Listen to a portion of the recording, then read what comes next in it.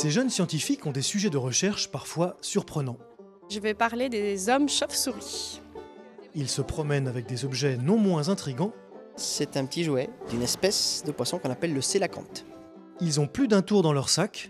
Je vais me servir de ma bague pour vous montrer comment un magicien peut tromper votre cerveau.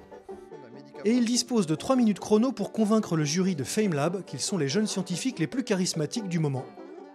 Le concours a été créé en 2005 à Cheltenham, qui est une petite ville au Royaume-Uni, mais qui est très connue pour ses festivals, avec le but de promouvoir à la fois la recherche, les sciences et l'ingénierie auprès d'un grand public, et pourquoi pas inciter des vocations auprès des plus jeunes. La science est réputée souvent austère et difficile, et c'est vrai qu'à travers ce genre d'exercice, on se rend compte que pas du tout. La science c'est ludique, la science c'est joyeux, le fait de comprendre quelque chose, tout de suite on a quelque chose en soi qui s'allume et qui est excessivement intéressant. Pour la première fois cette année, le concours FameLab se déroule en France avec le soutien de partenaires comme le CNES.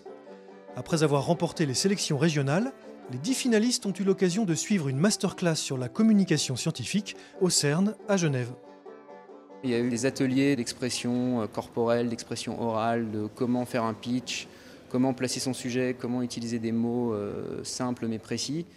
Mais il y avait aussi toute une grande partie sur le journalisme scientifique en général, comment les médias perçoivent la science, comment le public perçoit la science. Il y a beaucoup de filtres entre le chercheur dans son laboratoire et le grand public qui va lire un article dans un journal scientifique grand public. Et il y a beaucoup de personnes et de métiers entre ces deux extrémités.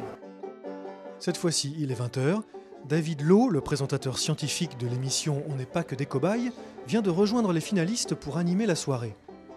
La compétition peut commencer dans les locaux de l'université Paris Diderot. Bienvenue à FameLab. Le concept de FameLab, c'est d'expliquer un concept scientifique en 3 minutes. Disons plutôt que dans 2000 ans, on retrouve cette serviette et que les scientifiques veuillent la dater, intrigués par ce mystérieux visage. Because of this, therapists that specialize in autism have actually started teaching autistic children how to sign as part of language therapy. Levez la main ceux qui, sans traitement, arrivent à guérir. Nombreux. Est-ce que vous savez pourquoi vous arrivez à guérir? Oui. J'ai bien compris, j'irai tout de suite à la pharmacie pour chercher une boîte de cellules souches comprimées effervescentes utilisées. Ne riez pas. Voyez, je ne vous ai pas trompé. Votre cerveau l'a fait pour moi. Ça fait vraiment penser à l'homme dans l'espace, alors homme ou robot pour aller explorer les nouvelles planètes? Moi, je parie sur l'homme. Et comme je l'ai dit, la présence des humains dans les systèmes est indispensable. Bonjour monsieur, je voudrais 2 dorades, un filet de lieu, et vous avez du sarcoptérygien? Sarcoptérygien vient des mots grecs ptérix qui veut dire nageoire, et sarco qui veut dire... Daniel cliquette. Et ce cliquetier est fondamental pour lui, car c'est ce qui lui permet de se repérer dans l'espace et de détecter les objets qui l'environnent. Après délibération du jury, c'est David, le jeune américain de la compétition, qui remporte la finale française de FameLab.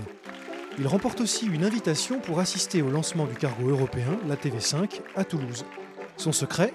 I'm from California, so we never stop smiling and say everything with great charisma, so...